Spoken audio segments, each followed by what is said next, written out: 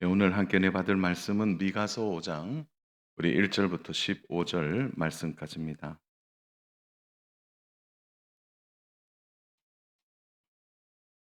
우리 구약 성경 1295면에 우리 하나님의 말씀이 있습니다. 미가서 5장 1절에서 우리 15절까지 말씀입니다. 아마 5장 전체 말씀인데요. 우리 천천히 말씀 교독하시고 우리 15절은 함께 우리 합독하도록 하겠습니다.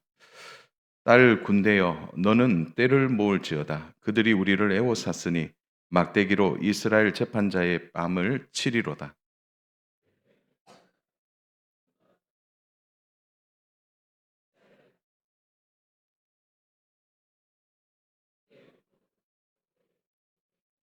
그러므로 여인이 해산할 때까지 그들을 붙여 두시겠고 그 후에는 그의 형제 가운데에 남은 자가 이스라엘 자손에게로 돌아오리니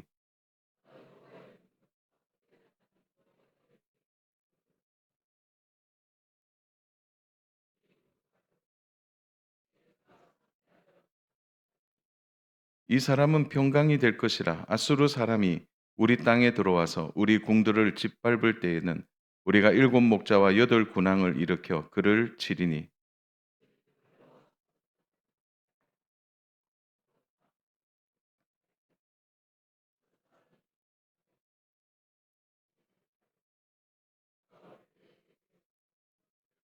야곱의 남은 자는 많은 백성 가운데 있으리니 그들은 여호와께로부터 내리는 이슬 같고 풀 위에 내리는 단비 같아서 사람을 기다리지 아니하며 인생을 기다리지 아니할 것이며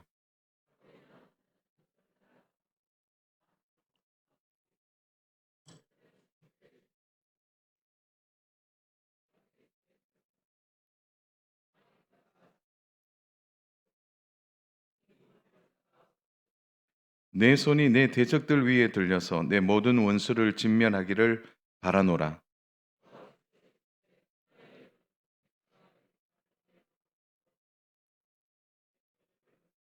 내 땅의 성읍들을 멸하며 내 모든 견고한 성을 무너뜨릴 것이며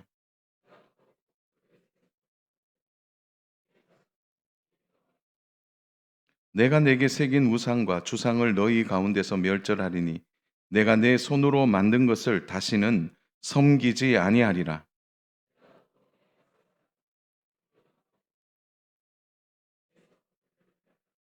같이 봅니다. 내가 또 진노와 분노로 순종하지 아니한 나라에 갚으리라 하셨느니라. 아멘. 자, 오늘 계속해서 이제 미가서가 이제 두 번 남았거든요. 그런데 1장의 내용을 참 은혜 가운데 받았는데 1장을 끝내고 나면 2장 하면 1장을 잊어버리고 벌써 5장인데 1장부터 4장의 내용을 잘 정리가 안 돼요. 그런데 제가 짧게 한번 정리할게요. 1장부터 4장까지의 내용은 미가 선지자의 입을 통해서 왜 이스라엘이 이렇게 무너져야 하느냐는 거죠. 역사적 배경으로 보면 이스라엘이 이미 아수르의 손에 북이스라엘이 무너졌고 남유다가 이제 막 무너지는 찰나에 있습니다. 근데 이제 이스라엘 백성들은 생각한 거예요. '아수르의 힘이 너무 강해서 우리가 이렇게 고생하고 고통 가운데 있다.' 이렇게 말하는 거죠. 근데 하나님은 전혀 아니라고 말합니다. 외부의 힘이 아니고 뭐가 문제라는 거죠? 너희들이 하나님을 버렸다는 겁니다. 그래서 하나님이 배교와 불순종에 대하여 오히려 하나님이 심판을 선포하셨다고 말씀합니다. 그 심판의 막대기가 바로 주변의 나라들이라고 말씀하는 것입니다. 그래서 하나님 묻는 거예요. 왜 너희가 나를 버렸냐는 거죠. 왜 불순종과 부패함이 너희들 가운데 있느냐는 겁니다. 그래서 그러한 부패에서 불신앙에서 빨리 돌이켜라라는 것이 이제 1장의 내용입니다. 2장으로 넘어가 보면 사실 2장과 3장이 좀 연결되어 있는데요.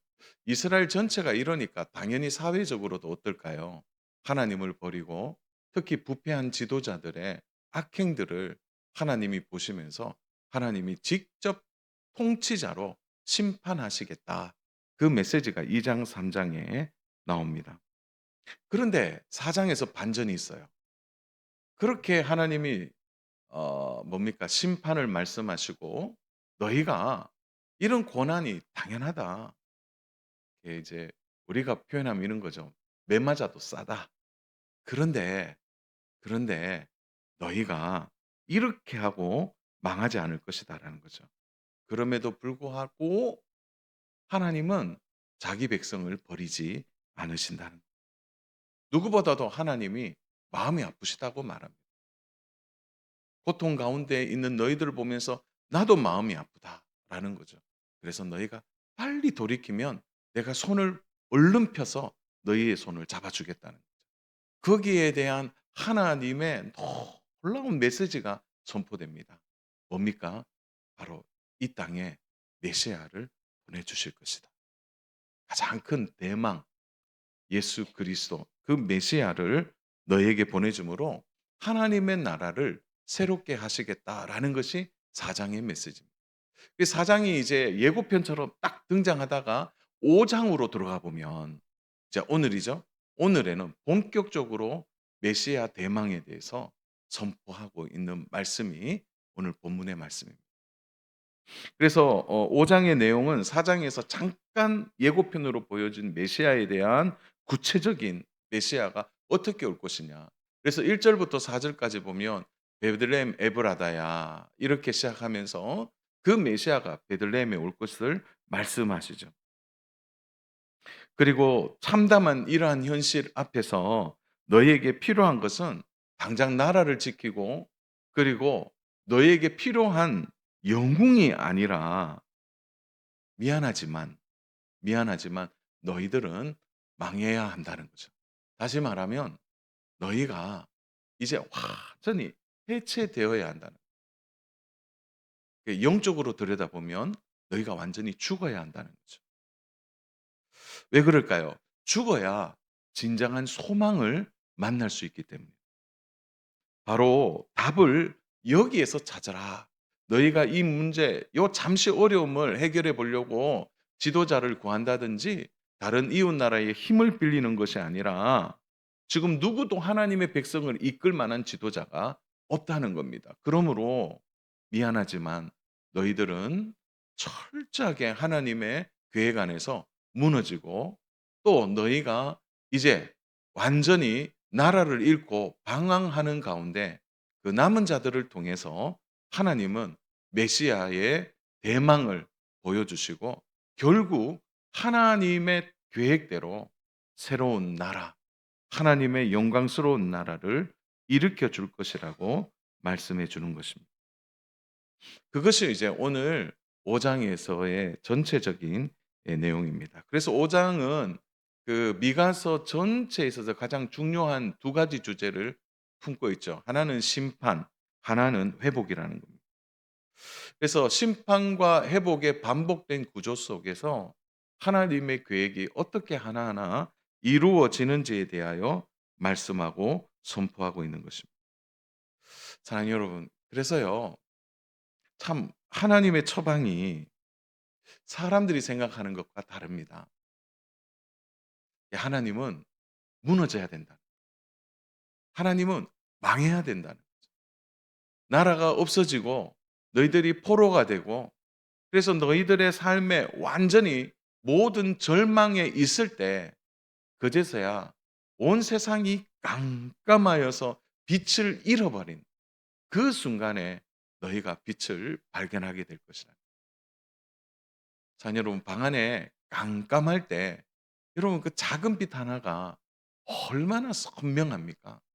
그것처럼 너희가 이렇게 무너지지만 선명한 메시아의 빗줄기를 너희들이 보게 될 것이라고 말씀해 주는 것입니다. 그래서 이제 오늘 말씀을 보면 어떤 회복을 주실 거냐, 그리고 그 회복에 하나님의 계획이 뭐냐라는 것을 얼마나 구체적으로 설명을 해 놨는데, 저도 말씀 준비하다가 와, 이 말씀에 대한 이 구체적인 해석들이 하나하나 설명하면 '야, 적어도 3-4 시간이 걸리겠다.' 풀어보면 한 절 한 절씩. 그래서 오늘 다 풀 수는 없고 가장 중요한 세 가지를 오늘 말씀 안에서 바라보면서 하나님의 계획이 또 나를 통하여 우리 가정을 통하여 우리 교회를 통하여 또한 이 시대를 통해서 우리는 미가 선지자의 시대와 오늘 시대를 어떻게 연결해서 하나님이 주시는 말씀의 뜻을 다시 생각해 보고 깨달을지를 오늘 세 가지 주제를 가지고 좀 함께 말씀을 나누면 좋겠습니다. 그 첫 번째가 바로 하나님의 가장 중요한 계획이 뭡니까? 통치자. 다시 말해서 샬롬의 통치자가 오신다라는 겁니다. 자, 1절부터 4절까지가 이제 메시아가 이렇게 오신다라고 했는데 5절과 6절은 더 구체적으로 그 상황을 설명하고 있다는 거죠. 그 메시아를 보내시는 하나님은 메시아의 이름을 붙이세요. 그 이름이 바로 평강이라고 말하는 것입니다. 자, 여러분 한번 생각해 보세요. 지금 이스라엘이 가장 원하는 게 뭘까요? 이제 남유다가 이제 뭐 이런 표현이 적당한 표현인지 모르겠어요. 간당간당한 거예요. 이제 아수르가 바람 한번 크게 불면 막 넘어지는 찰나입니다. 여러분 아수르가 얼마나 못돼 빠진 민족인지 몰라요. 철저하게 짓밟아 버리는 거죠. 이제 이스라엘이 더 이상 남유다가 세워질 수 없는 극심한 어려움을 겪고 있는 겁니다. 이를 한번 우리 고민해 봐요. 자, 이런 상황에서 이스라엘이 원하는 게 뭘까요? 지금 나라가 막 곧 무너지는 상황에서 이스라엘 백성들이 원하는 게 이런 걸까요? 돈 많이 벌게 해 주세요. 맞습니까? 승진하게 해 주세요. 좋은 집을 짓게 해 주세요. 여러분 이런 게 진짜 고민이 될까요? 아마 전혀 그런 생각이 들지 않을 겁니다. 백성들이 전쟁에 지친 거죠. 동원되는 것도 어렵고 날마다 공포스럽게 지내야 되는 거죠. 그런데 뭐 잘 먹고 잘 사는 마음이 마음속에 쑥 들어올 수 있을까요? 한 가지만 생각날 겁니다. 아마 똑같은 마음일 거예요. 이런 걸 겁니다. '아유 제발 좀 편안하게 살았으면 좋겠다. 편안하게.' 너무 고통스러운 거죠. 전쟁이 계속되는 거예요. 지금 전 세계가 전쟁의 공포 속에 있습니다. 매일 뭐 미사일이 날아다니고 그럼 그런 나라에 사는 사람들이 "돈 잘 벌게 해 주세요." 그런 기도할까요? "아유 승진하게 해 주세요. 좋은 직장 구하게 해 주세요." 그런 기도 아닐 겁니다. 제발 하루라도 발 뻗고 좀 평안하게 잠을 잤으면 좋겠다. 그게 아마 지금 이스라엘의 간절한 소망인지도 모르겠습니다. 하나님은 이스라엘 백성들의 상황을 너무 잘 알고 계신 거죠. 가장 필요한 것이 무엇인지를 아는 겁니다. 자, 여러분 오늘 우리 시대에도 이 평안이 필요합니다. 사람들은 생각합니다. 돈으로 평안을 살 수 있다고 생각해요. 그러나 어떤 광고 카피처럼 그런 얘기 하잖아요. 돈으로 침대는 살 수 있는데 돈으로는 잠을 살 수 없다. 돈으로는 집을 살 수 있지만 돈으로는 가정을 살 수 없다. 어쩌면 그런 카피처럼 이렇게 평안을 살 수 없는 것이죠. 그래서 오늘 우리 시대에도요. 진짜 평안을 원하는 거예요. 좀 편안했으면 좋겠다. 여러분 5절 6 절을 보십시오. 자, 5절 우리 같이 한번 읽겠습니다. 시작. 이 사람은 평강이 될 것이라. 아수르 사람이 우리 땅에 들어와서 우리 궁들을 밟을 때에도 우리가 7 목자와 8 군왕을 일으켜 그를 치리니 그들이 칼로 아수르 땅을 황폐하게 하며 리므롯 땅 어기를 황폐하게 하리라. 아수르 사람이 우리 땅에 들어와서 우리 지경을 밟을 때 그가 우리를 그에게서 건져내리라. 자, 그의 이름을 평강이라고 말합니다. 평강. 여러분 진정한 평안은 누구입니까? 진정한 평강은 어떻게 오는 것입니까? 사람을 통해 오는 게 아닙니다. 진정한 평안은 메시아가 올 때 가능한 거예요. 지금 이스라엘의 고통은 외부의 힘이 아니에요. 사실은 근원적으로 보면 하나님과 이스라엘의 관계가 무너져 있기 때문입니다. 하나님과 이스라엘 백성의 관계가 깨트려지니까 그들의 마음에 평안이 사라져 버린 거예요. 사랑하는 여러분, 기가 막히게도 하나님과의 관계가 회복되면요, 마음에 평강이 임합니다. 하나님 관계가 회복되는 순간 마음에 깊은 평안이 찾아오는 거죠. 전 세계가 전쟁과 기근과 난리와 그리고 여러 가지 고통 속에 있습니다. 이거 세계적 지도자가 해결할 수 없습니다. 어떤 영웅이 나타난다고 해결될까요? 그렇지 않습니다. 전 세계가 하나예요. 다시 하나님을 사모하고 하나님께 돌아와야 합니다. 그래서 하나님이 먼저 이스라엘 백성들에게 가장 큰 소망을 이렇게 말한 거죠. 너희에게 평안을 줄 메시아를 기다리라. 평강의 메시아가 오셔야 된다. 사랑 여러분, 한 번씩 가정에 대한 기도를 저는 개인적으로 할 때마다 이 가정에 대한 기도 속에 요한복음 2장에 나오는 가나 혼인 잔치의 상황들을 참 많이 생각합니다. 여러분, 아무리 가정이 잘 준비돼도요, 없어지잖아요. 그들이 잔치를 준비했지만 포도주가 떨어졌습니다. 중요한 것은 포도주가 떨어진 것이 아니라 그 가정에 예수님이 계셨다는 겁니다. 여러분, 가정의 평강은 그 가정에 예수님 계시면 됩니다. 그래서 끊임없이 요청해야 되는 거예요. 하나님, 우리 가정에 오시옵소서.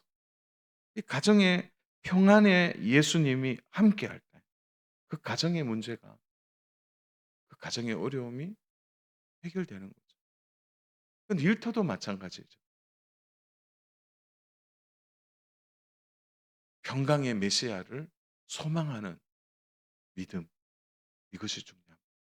사랑하는 여러분, 평안의 마음이 여러분의 마음에 가득하기 위해 평강의 메시아 예수 그리스도를 날마다 묵상하고 그분과 함께 살아가는 은혜가 있기를 축복합니다. 이 믿음을 하나님은 미가 선지자의 입을 통해 이스라엘 백성들에게 가르쳐 주시는 거예요. 샬롬의 통치자가 오신다. 그 통치자를 기다리라. 우리도 마찬가지입니다. 예수님 이 땅에 오셨습니다. 그리고 다시 오십니다. 다시 오실 때는 이 땅이 새 하늘과 새 땅이 될 것입니다. 사랑하는 여러분, 우리 확신합니다. 그 메시아가 오면 모든 것을 새롭게 하실 줄로 믿습니다. 그때까지 우리가 샬롬의 통치자를, 복되신 구주를, 예수 그리스도를 기다리는 믿음이 있기를 축복합니다. 자, 이 믿음에 대하여 설명하시면서 그래서 어 하나님은 미가 선지자 입을 통해서 그 소망을 가지고 기다리는 자, 남은 자에 대하여 말씀하고 있습니다. 그래서 두 번째 중요한 메시지는 뭐냐면 남은 자에 대한 하나님의 계획이 미가 선지자 입을 통해 드러내시는 거죠. 그것이 오늘 7절하고 8절의 말씀입니다. 심판이 임합니다. 많은 사람들이 죽어요.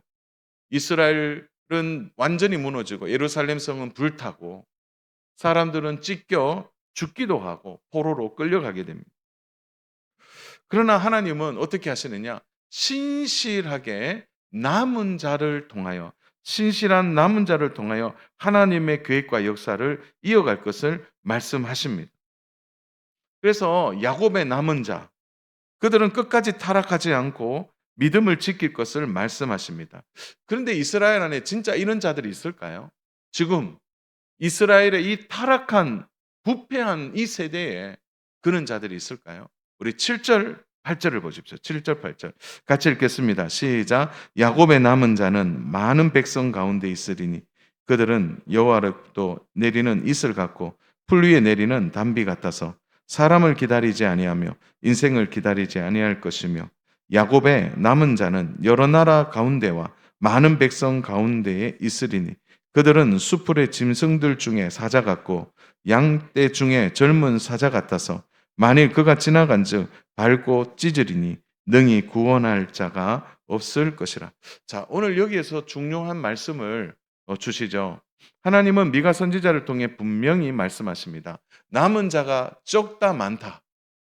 7절 8절에 보니까 어떻게 표현하고 있어요? 남은 자가 적다고 표현하십니까? 남은 자가 많다고 표현됩니까? 많다고 표현돼요. 7절에 보세요. 많은 백성 가운데. 8절. 여러 나라 가운데와 많은 백성. 자, 요거를 시대적 배경으로 한번 들여다볼까요? 자, 미가 시대 때, 미가 선지자 시대 때는 남은 자가 눈에 아무리 봐도 없는 것처럼 보여요. 그러나 하나님은요, 그 속에도 숨겨 놓으셨어요. 엘리야가 갈멜살 전투에서 완전히 승리했습니다. 멋지게 승리했어요. 와, 그렇게 멋있게 승리했지 않습니까? 850명 완전히 끝을 낸 거죠. 근데 가만히 보세요. 나중에 엘리야가 너무 힘들고 어렵다고 고백하잖아요. 근데 하나님이 "나만 남았습니까?" 이렇게 물을 때 아니라 그래요. 바알에게 무릎 꿇지 않는 7천 명을 두었다. 이 7천 명이 사실은 누구를 엘리야를 위해 얼마나 기도했을까요? 갈멜산의 전투에 그들이 함께 기도한 거예요. 눈에 보이지 않아요. 그러나 그들이 함께 기도한 사람들이에요. 오늘 뿐 아니요. 미가 선지자 시대에도 하나님은 신실한 자를 보고 계시는 거예요. 나라가 무너지고 모든 것이 끝장나는 상황에서도 하나님의 시선은 믿음의 사람들을 놓치지 않는 거죠. 남은 자를 놓치고 있지 않는다는 거예요. 동시에 자, 오늘 우리 시대에도 마찬가지입니다. 여러분 한번 돌아보세요. 믿는 자의 수가 적고 정말 신실하게 살아가는 자들이 많이 보이지 않는 것처럼 보여요. 그러나 여러분 곳곳에 하나님의 신실한 자녀들이 많이 있습니다. 많이 있어요. 그 남은 자를 통하여 오늘 우리 시대에도 이제 주님 대망 사상을 가지고 주님 오심을 기다리는 거예요.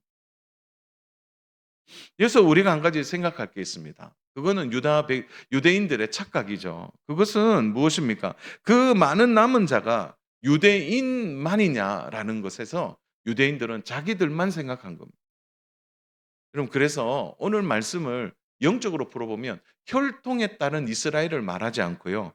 바로 영적인 이스라엘을 말하고 있는 겁니다. 여전히 영적 이스라엘을 하나님은 곳곳에 두셨다는 거예요. 이 땅에도 두셨어요.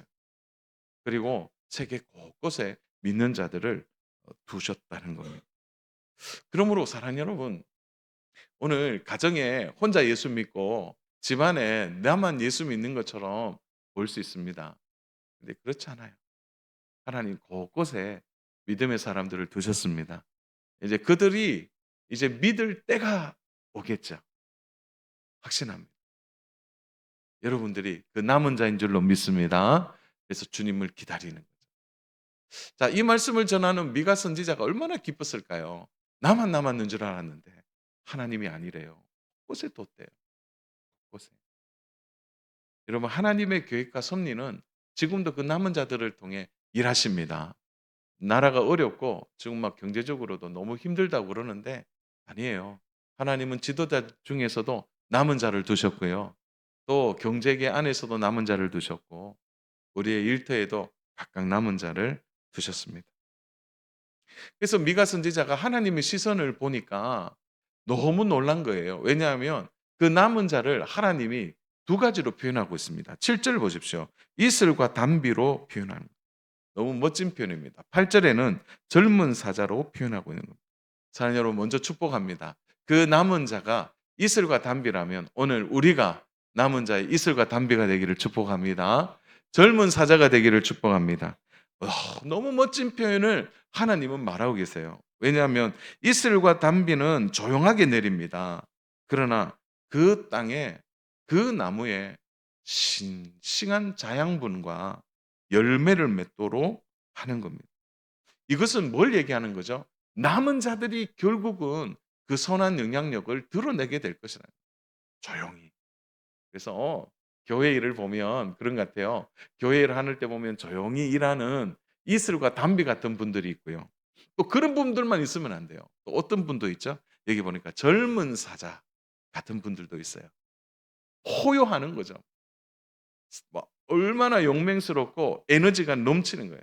양떼를 휘젓고 다니면서 그 사자의 그 기백을 드러내는 겁니다.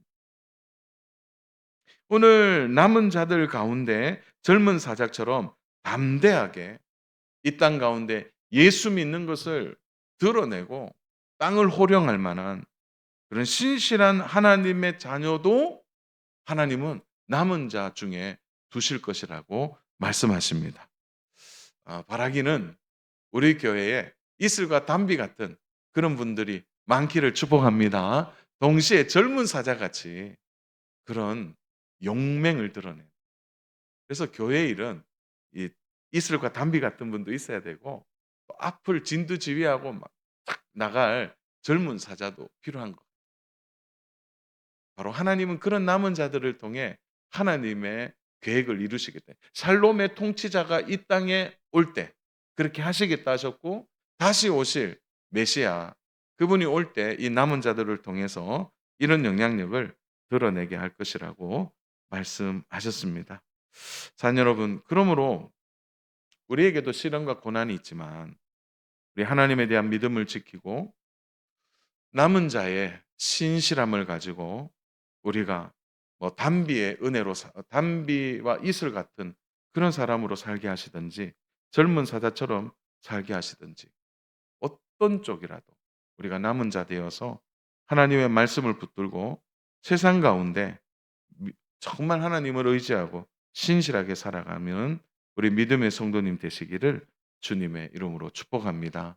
미가 선지자 시대에도 그런 자들을 하나님 세우셔서 예루살렘을 다시 재건하게 하신 것입니다. 그러므로 앞에 보세요. 바로 샬롬의 통치자를 보낼 것이다. 그리고 그 바로 그들을 세우기 위하여 바로 샬롬의 통치자가 다스릴 때 바로 그것을 준비하는 남은 자들을 하나님은 곳곳에 두실 것이다. 이렇게 말씀하셨습니다. 동시에 그러므로 그러므로 이스라엘 백성들에게 당부하는 것은 너희가 하나님의 자녀임을 잊지 말라고 이제 마지막 공고의 말씀을 주고 있습니다. 그래서 세 번째 우리가 생각할 것은 바로 이스라엘 백성들에게 너희가 하나님의 자녀임을 잊지 말라라는 메시지가 10절부터 15절까지 이어지고 있다는 거죠. 왜 나라가 무너지고 백성들이 포로로 끌려가야 하는지 조목조목 하나님께서 다시 말씀해 주십니다. 사실은 하나님이 계속해서 복습하세요. 여기서 끝을 내시는 게 아니고 또 가르쳐 주시고 또 가르쳐 주십니다. 다른 변명을 하지 못하도록 하는 것이. 그래서 이스라엘 백성들에게 이렇게 한 거예요. 너희가 문제가 얼마나 많은지 아니? 너희가 이런 잘못이 있어. 그것을 무려 6, 9절이나 설명하고 있습니다. 10절부터 15절까지입니다. 이스라엘의 문제가 뭡니까? 가장 큰 문제는요. 그들이 하나님을 의지하지 않고 자신들의 손에 있는 것을 의지했다는 거예요. 자녀 여러분, 혹시 이렇게 생각하시는 분들 계세요? 이스라엘이 아수르에게 뭐 몰매 맞고 바벨론에게 결국 무너졌다. 이야, 주변의 제국들이 진짜 강대하구나. 이스라엘은 작은 소국이니까 그렇지. 그렇게 보시면 안 돼요. 아무리 악한 왕, 악한 시대라도요. 이스라엘이 어떤 준비를 하고 있었던 것입니까?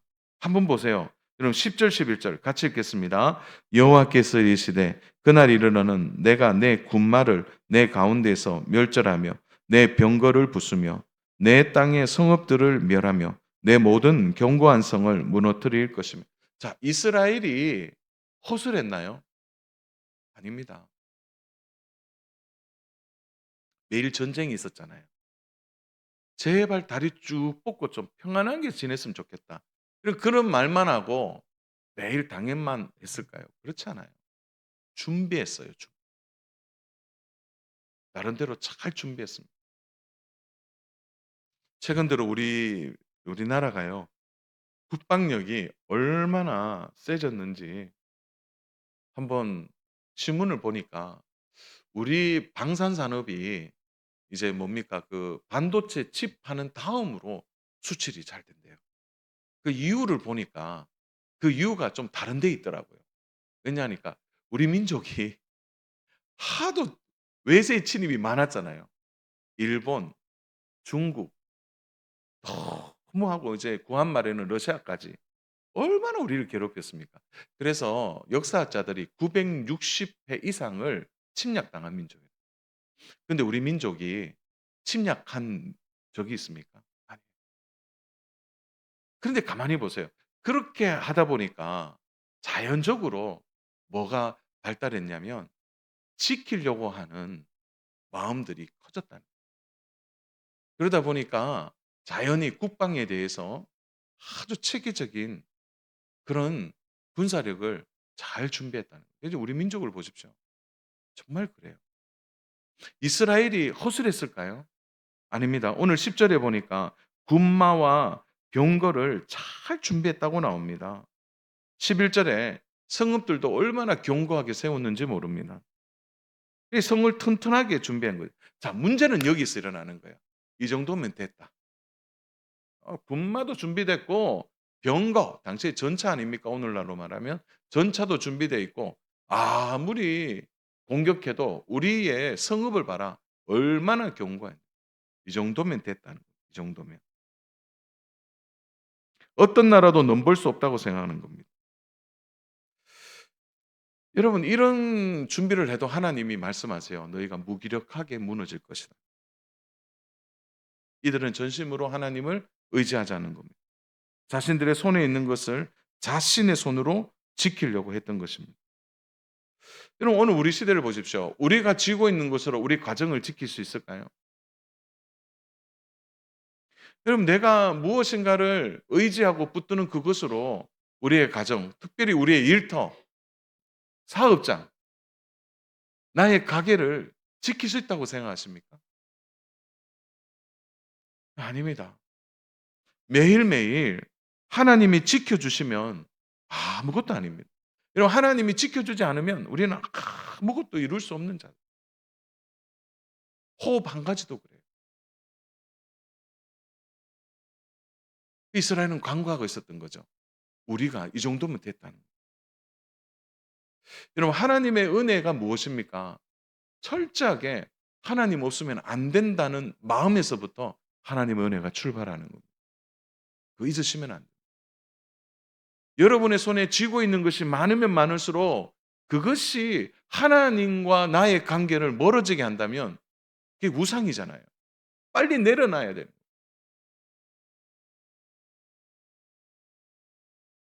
그 지킬 생각에 가득했던 거죠. 말과 병거와 견고한 성. 다른 나라는 그렇게 해도 지켜졌거든요. 이스라엘은 안 된다. 오늘 우리에게 이 말씀은 너무나 큰 교훈을 줍니다. 사랑하는 여러분, 내가 손에 쥐고 있는 것으로 지키는 것이 아니라 하나님이 지켜주시기 때문에 우리가 살아가고 있는 겁니다. 하나님이 주체라는 것을 잊지 않기를 축복합니다. 너무 쥐고 있는 거요. 그거 의지하시면 안 돼요. 또 하나가 무엇입니까? 이게 가장 큰 문제예요. 우상 숭배입니다. 12 절부터 15 절까지가 그 얘기를 하고 있는 겁니다. 12 절에 보니까 복술, 점쟁이, 또 14 절에 보니까 바로 아세라 목상 이렇게 나오죠. 13 절도 마찬가지죠. 그러니까 그들에게 가득한 일상이 뭐냐면 우상을 따라 우상의 길로 가고 있었다는 겁니다. 근데 하나님이 제일 먼저 "너희 우상 숭배하지 마." 이렇게 하셔야 되는데 하나님이 이스라엘의 치부를 드러내실 때 먼저 드러낸 게 뭐냐면 12 절에 나와요. "내가 또 복수를 내 손에 끊으리니 내게 다시는 점쟁이가 없게 될 것이라." 자, 이 말은 하나님 보니까 우상 숭배보다 더 심각한 죄가 점쟁이에요, 점쟁이. 점술, 주술 이런 게 더 세다는 겁니다. 이스라엘에 이렇게 점쟁이가 많이 있었는 겁니까?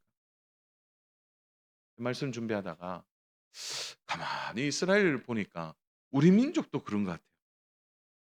그래서 제가 그 통계청 자료 좀 들어가서 보니까 깜짝 놀랐어요. 어 통계청 자료를 살피다가 한국일보 보도인데 한국일보 보도에 보니까 우리나라 현재 무속인, 역술인들이 몇 명 정도 될 것 같습니까? 물론 답은 안 하시겠죠? 몇 명 정도냐면 80만 명에서 100만 명입니다. 와 깜짝 놀랐습니다. 그러면 통계 나온 공식적으로 세금 내는 점쟁이가 몇 명이냐? 19,000명 정도 돼요. 그게 공식적으로. 비공식적인 게 대다수겠죠. 예 다시 말하면 10명 중에 9 명이 비공식적으로 그런 걸 하고 있다는 거예요. 그들이 세금 내는 사업체가 9,391개 작지 않습니다. 또 충격적인 것은 우리 민족이 네 10명 중에 4 명이 점을 본대요. 점술 산업 규모가요 10조 원이랍니다. 10조 원. 더 놀라운 사실은 목사님보다 역술인이 우리나라에는 5배 많답니다. 더 충격적인 얘기해 줄까요? 이거 얘기는 해야 될 것 같아요. 성도들 가운데 4명 중에 1 명은 점을 봤대요. 뭐 우리는 없죠.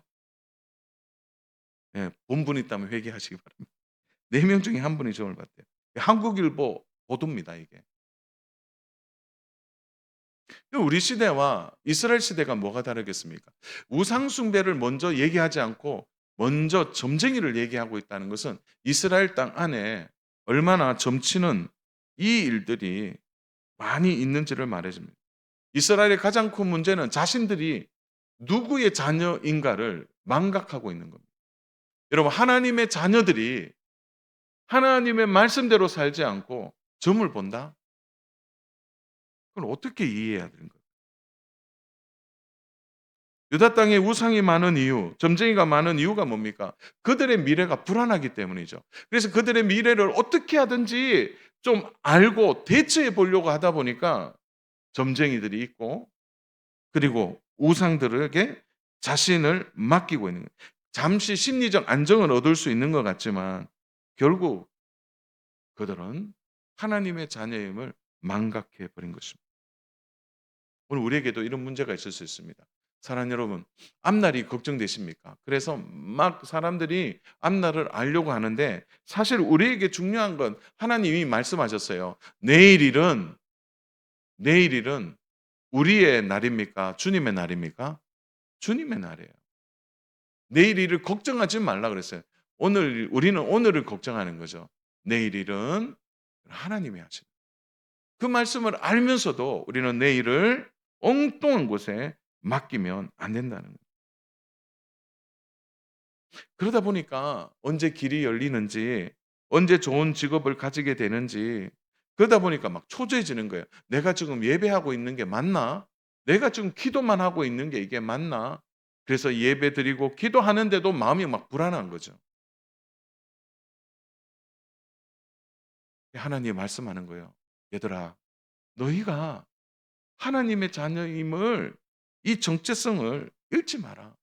너희들에게 점쟁이 쫓아내고 우상 숭배 다 내려놓고 너희 말 병 거, 너희 손에 쥔 거 그거 내려놓고 견고한 성 의지하지 말고 바로 하나님을 붙들 것을 말씀해 주는 것입니다. 한 번씩 간증이 인터넷에 이렇게 유튜브를 통해 나올 때가 있습니다. 저도 한 번씩 그런 간증들을 이제 듣게 되는데 이런 간증을 들어보면 공통점이 있어요. 그게 뭐냐면 마지막 임계점까지 갈 때까지 그 간증하는 분들의 공통점은 마지막 임계점까지 가는데도 한 가지는 놓치지 않더라고요. 내가 하나님의 자녀라는 것을 포기하지 않더라고요. 내가 하나님 자녀구나. 끝까지 그거 붙들고 이겨내는 거예요. 이스라엘은 이제 무너지기 직전까지 왔습니다. 더 이상 견딜 힘이 없습니다. 근데 한 가지 붙들어야 돼요. 뭘 붙들어야 됩니까? 내가 하나님의 자녀이니까 내가 하나님을 붙들어야 되겠다. 이것이 그들에게 가장 중요한 숙제였습니다. 자, 말씀을 정리합니다. 사랑하는 여러분, 우리를 매일 불안하게 하고 힘들게 하는 것이 무엇입니까? 매일매일 우리를 좌절시키고 낙담시키고 무너뜨리는 일들이 무엇입니까? 현실은 그렇다 할지라도 사랑하는 여러분, 하나님이 우리를 남은 자로 세우셔서 샬롬의 통치자를 우리에게 보내주신다면 우리가 그것을 대망하면서 전신실하게 남은 자로서 하나님의 자녀에 대한 정체성을 가지고 끝까지 기다려야 되지 않겠습니까? 끝까지 믿음 잃지 말고 하나님이 반드시 계획하신 대로 실행하신다는 사실을 믿고 믿음 위에 다시 서야 하지 않겠습니까? 여러분 유혹이 있습니까? 자꾸 미래를 보고 싶고 좀 불안하고 힘들어하십니까? 그럴 때마다 여러분이 하나님의 자녀임을 잊지 않기를 주님의 이름으로 축복합니다. 오늘 세상은 교회를 향하여 성도들을 향하여 무엇을 기대할까요?